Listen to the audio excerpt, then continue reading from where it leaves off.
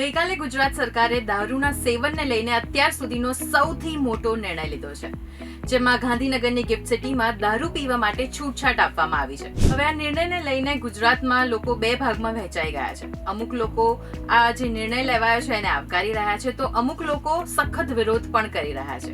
ત્યારે સરકારે આજે નવો નિયમ બહાર પાડ્યો છે. આ નિયમ હેઠળ કોને કેટલો અને કેવી રીતના પરમિશન મળી શકે છે એ જાણીશું આજના વિડીયોમાં. gujaratsamachar.com સાથે હું છું હેલી.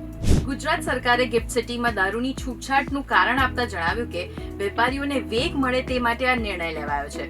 નેશનલ ઇન્ટરનેશનલ કંપનીઝને ગ્લોબલ બિઝનેસ ઇકો સ્કીમ પૂરી પાડવા માટે, એટલે કે વેપારીઓને વેગ આપવા માટે વાઇન એન્ડ ડાઇન શરૂ કરવાનો નિર્ણય લેવાયો છે. વાઇન એન્ડ ડાઇનનો મતલબ દારૂનું વેચાણ નથી, તેનું સેવન અમુક લોકો જ કરી શકશે જેમને પરમિશન આપવામાં આવશે. તો બધાને હવે એ પ્રશ્ન થઈ રહ્યો છે કે ગિફ્ટ સિટીમાં રહેનાર દરેકે દરેક વ્યક્તિ શું દારૂનું સેવન કરી શકશે?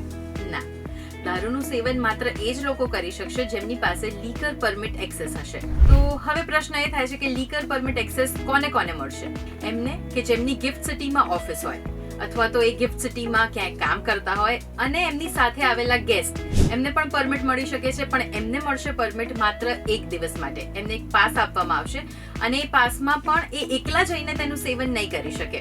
એની સાથે કંપનીના ઓનર અથવા તો જે તે કર્મચારી ત્યાં કામ કરતા હોય એમનું સાથે હોવું પણ ખૂબ જરૂરી છે. તો જ એ વાઇન એન્ડ ડાઇન આ સુવિધાનો લાભ લઈ શકશે. હોટેલ્સ, રેસ્ટોરન્ટ્સ અને ક્લબમાં વાઇન એન્ડ ડાઇનની ફેસિલિટી મેળવી શકાશે, પણ તેનું વેચાણ નહીં કરી શકાય.